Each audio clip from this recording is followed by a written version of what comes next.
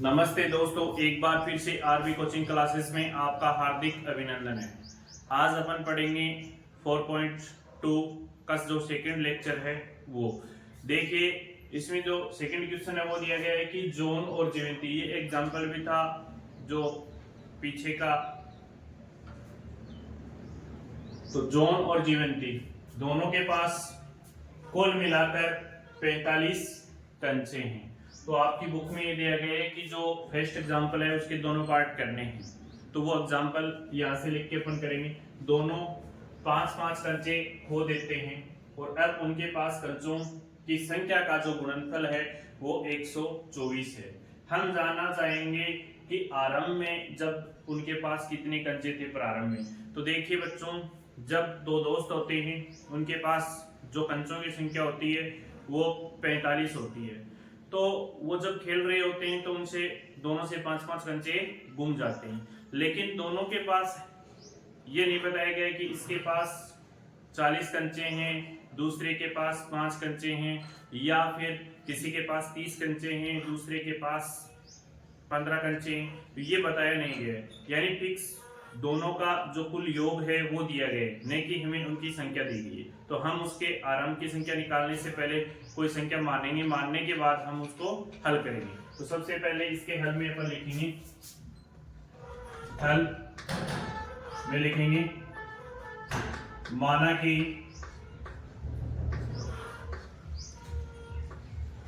John के पास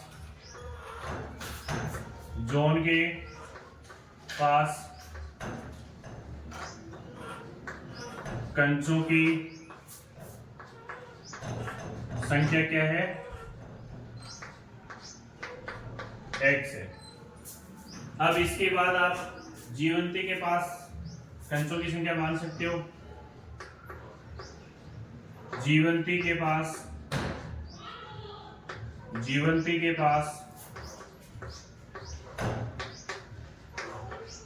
कंचों की संख्या देखिए कुल कितनी थी अपने पास। इन दोनों के पास मिला के कुल कितना था, 45 कंचे थे। तो एक के पास x हो गया तो दूसरे के पास कितने बचे, क्योंकि 45 में से अपन क्या करेंगे, x को घटा देंगे, क्योंकि वे टोटल अपने पास 45 थे। तो उसमें से 45 में से x किसके पास थे, जॉन के पास थे। तो ज्योति के पास कितने बचे, 45 माइनस x। अब देखिए 5 प्रश्न में दिया गया आपको कि दोनों से 5-5 कंचे क्या हो जाते हैं, खो जाते हैं। तो अपन लिख देंगे सबसे पहले जॉन से 5 कंचे खो जाते हैं। तो जॉन से 5 कंचे खो जाने के बाद बच्चे कंचों की संख्या कितनी है, 5 कंचे खो जाएंगे। तो कहने का मतलब पहले कितने थे उसके पास, x थे, उसमें से 5 कंचे खो जाएंगे तो क्या बचेगा, x माइनस 5। फिर देखिए ज्योति के पास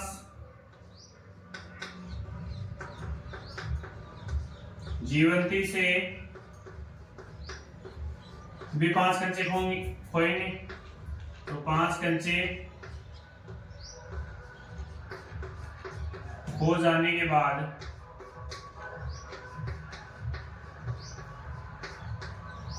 बाद बच्चे कंचों की संख्या कितनी है, 45 माइनस x माइनस 5। तो इसमें से अपन घटा देंगे, जो वैल्यू आएगी वो 40 माइनस x आ जाएगा। ज्योति के पास से 5 कंचे खो जाने के बाद इसके पास कितने बचेंगे, इसमें से 5 लेस कर दीजिए तो 40 माइनस x। अब हमें प्रश्नानुसार क्या दिया गया है कि अब उनके पास कंचों की संख्या का गुणनफल प्रश्नानुसार लिखेंगे। अब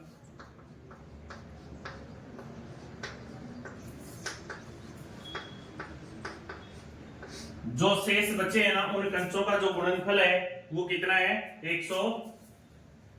तो शेष बचे कंचों की संख्या का गुणनफल लिख देंगे अपन। उनके पास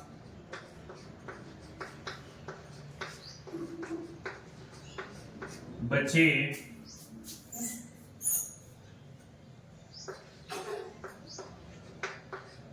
कंचों की संख्या का गुणनफल कितना है बच्चों 124। ये हमें क्वेश्चन में दिया गया है। अब उनके पास दोनों के पास कितने कितने कंचे बचे x - 5, तो यहाँ पर आ जाएगा x - 5। फिर दूसरे के पास कितने बचे 40 - x बराबर 124। अब इसका क्या करेंगे अपन मल्टीप्लाई करवाएंगे, तो वैल्यू क्या आएगी x को बाहर ले लेंगे तो क्या जाएगा कि x 40 - x इधर आ जाएगा माइनस का 5, 40 - x बराबर आ जाएगा 124। अब देखिए इसको इससे मल्टीप्लाई करवाएंगे तो वैल्यू क्या आ जाएगी अपने पास 40x। फिर इसको इससे मल्टीप्लाई करवाएंगे तो वैल्यू क्या आ जाएगी माइनस का x स्क्वायर। फिर माइनस x को इससे करवाएंगे तो क्या जाएगा भाई 5 की टेबल कितनी बार बोलोगे 4 टाइम, तो क्या देते हैं 20 और एक जीरो पहले से तो 200। फिर इसको इससे मल्टीप्लाई करवाओगे तो प्लस 5x बराबर 124। इतना नोट कीजिए, इसके बाद ऊपर करते हैं अपन।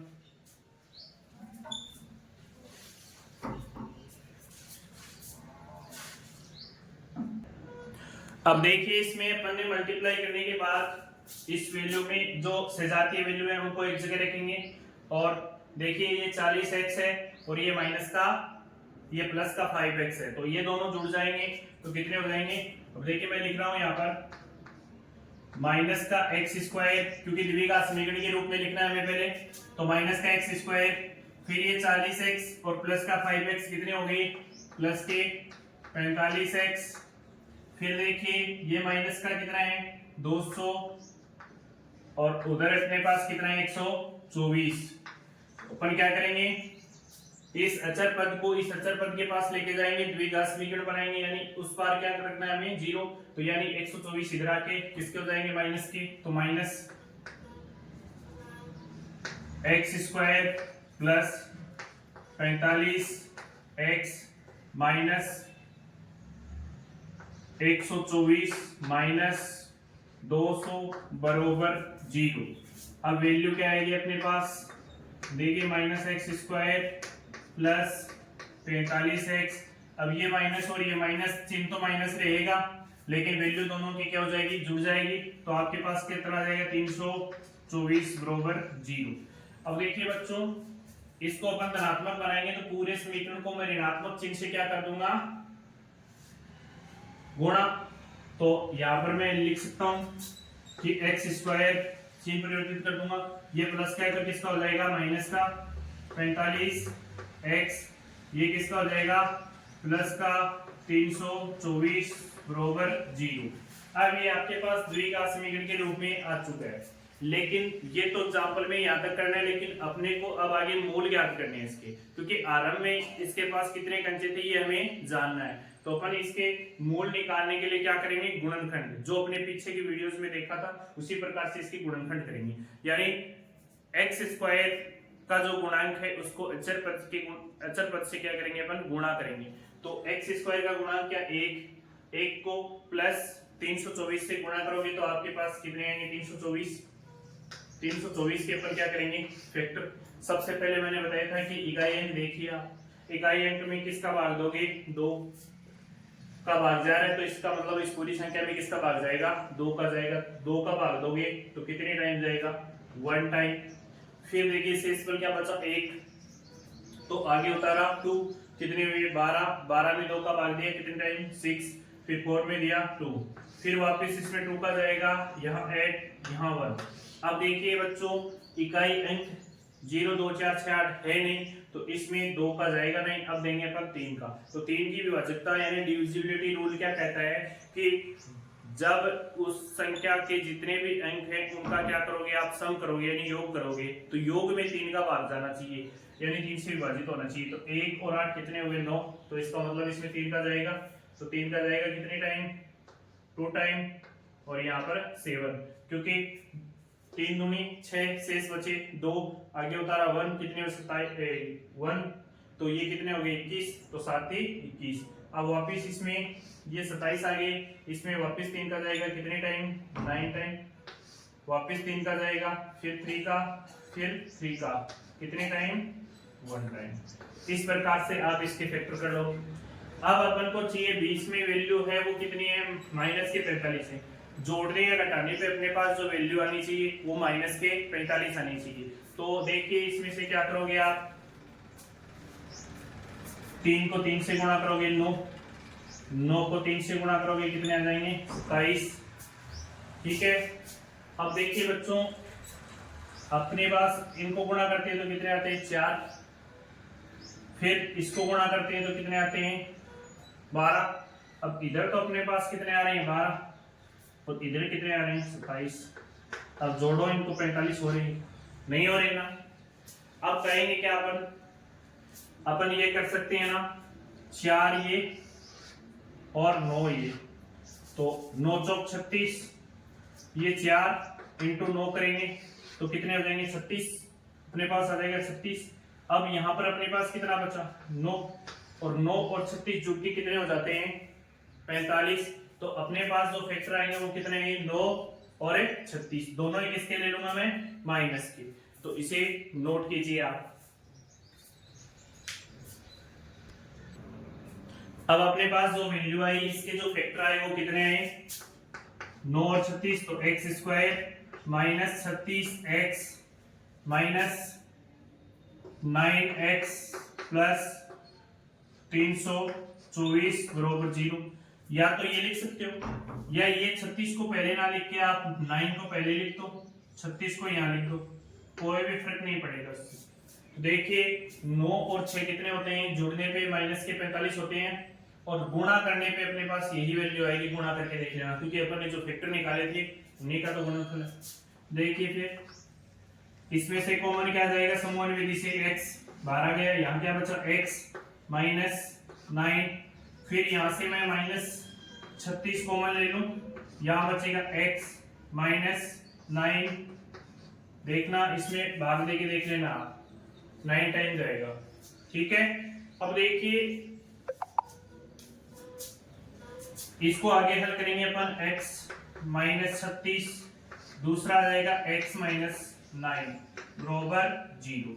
या तो अपन क्या करेंगे, या तो x माइनस 36 बराबर क्या लेंगे 0, x बराबर क्या जाएगा अपने पास 36, दूसरा मूल क्या आएगा अपने पास, या फिर आप क्या करोगे x माइनस 9 बराबर 0, x बराबर आ जाएगा 9। तो एक बार आपके पास 36 आ गया, दूसरा क्या आ गया 9।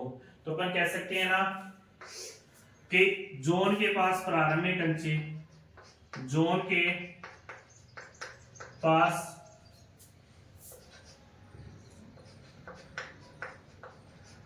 प्रारंभ में कंचों की संख्या। अब देखिए बच्चों, चाहो तो आप ये 36 रख सकते हो, और चाहो तो आप 9 रख सकते हो। ठीक है, अब जीवंती के पास कंचों की संख्या कितनी है, जीवंती के पास कंचों की संख्या, क्योंकि एक का अपन ने क्या माना था x माना था ना, तो उस x की जगह आप रखोगे 36 रखोगे, तो 45 में 36 घटा के एक के पास या तो 36 या 9 हो सकते हैं, यही इसके पास हो सकते हैं 36 या 9। इसे नोट कीजिए आप।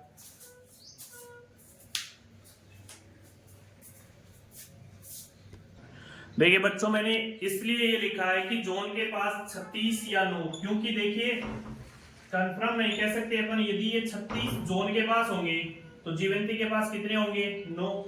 लेकिन यदि जॉन के पास 9 हो गए तो इसके पास कितने होंगे? 36। तो इसलिए मैंने दोनों में या लगा के लिखा है कि जब आप एग्जाम में इसको 36 मानोगे, इसको 9 लिखना है, और इसको यदि 9 लिख रहे हो तो इसको क्या लिखना है? 36। दोनों लिख सकते हो आप, क्योंकि हमें ये नहीं कहा गया है कि इसमें जो, यदि इसमें एक ऋणात्मक आ जाता तो अपन उसको अमान्य कर देते, लेकिन दोनों ही वैल्यू अपने पास क्या आ गई? धनात्मक आ गई, तो इसलिए अपन किसी को भी छोड़ नहीं सकते, दोनों को लेना पड़ेगा।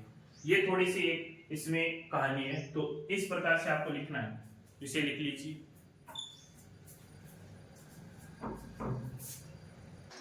देखिए इस क्वेश्चन में दिए गए कि एक कुटीर उद्योग एक दिन में कुछ खिलौने निर्मित करता है, यानी कुछ ऐसे, इतनी संख्या नहीं दी गई, हमें क्या दिया गया? कुछ खिलौनों की निर्मित करता है। प्रत्येक खिलौना का जो मूल्य है वो 55 में से एक दिन में निर्माण किए गए खिलौनों की संख्या को घटाने से प्राप्त संख्या के बराबर है। तो एक दिन कुल निर्माण लागत है वो 750 थी, तो हम उस दिन निर्माण किए गए खिलौनों की संख्या ज्ञात करना चाहेंगे। कि कहने का मतलब है अपन सबसे पहले क्या लिखेंगे? हल लिखेंगे, और यहां लिखेंगे माना कि उस दिन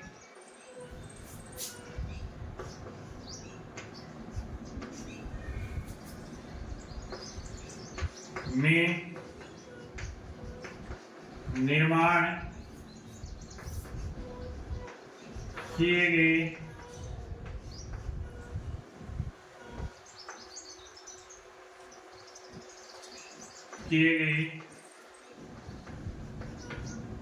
खिलौनों की संख्या,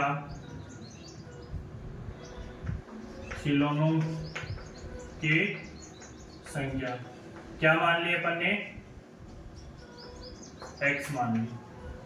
फिर देखिए निर्माण की जो लागत है वो कुल में से क्या कर देंगे? अपन घटा देंगे। यहाँ बोला है प्रत्येक खिलौने के मूल्य निर्मित उस दिन निर्माण में, तो अपन क्या करेंगे? यहाँ लिख देंगे, अतः उस दिन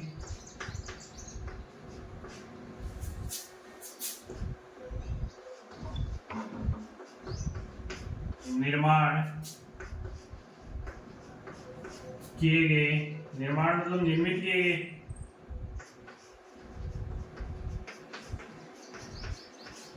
खिलौनों का लागत मूल्य किसमें है भाई? रुपए में है ना, रुपए में। तो कितना हो जाएगा? 55 माइनस एक्स, 55 माइनस एक्स। अब प्रश्नानुसार हमें क्या दिया गया है? घटाने के बाद कुल निर्माण लागत कितनी है? 750।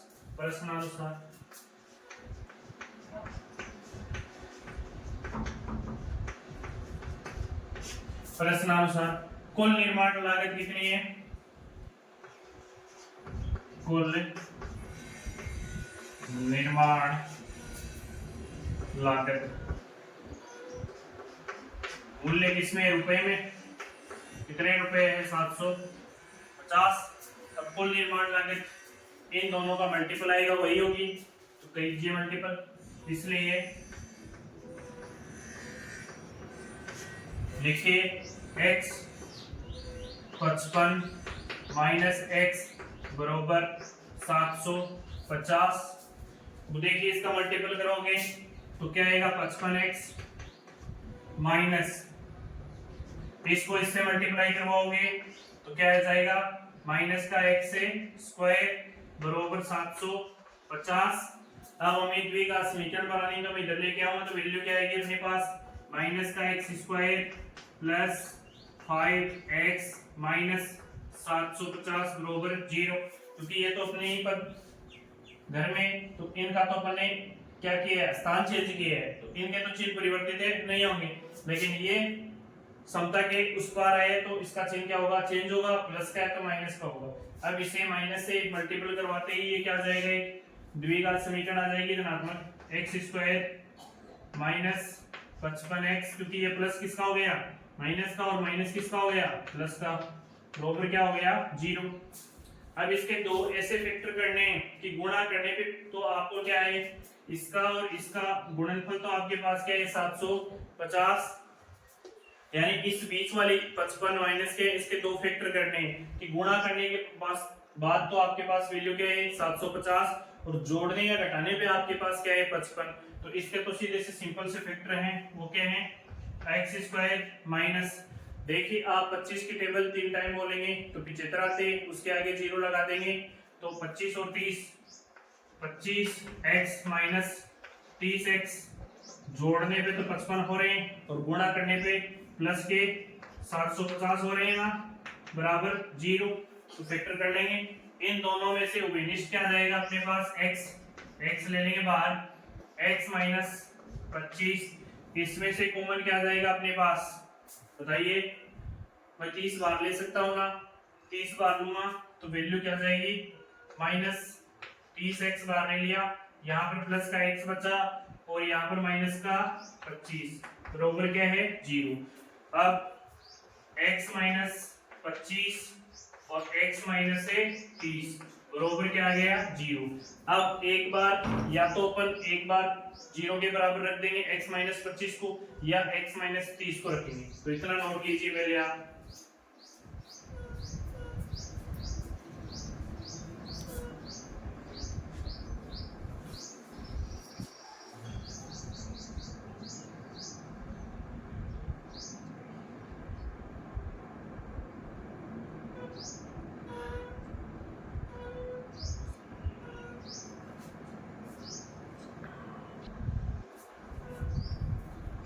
अब देखिए इसमें सबसे पहले या तो अपन लिखेंगे या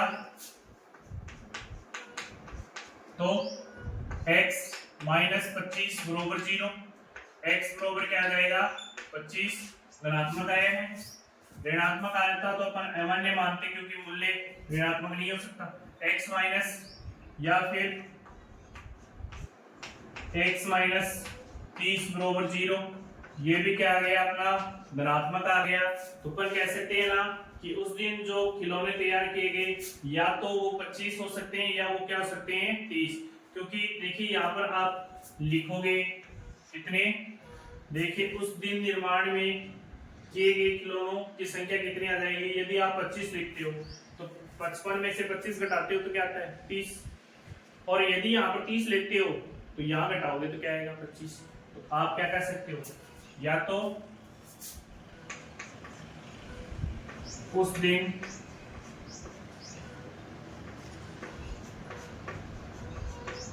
में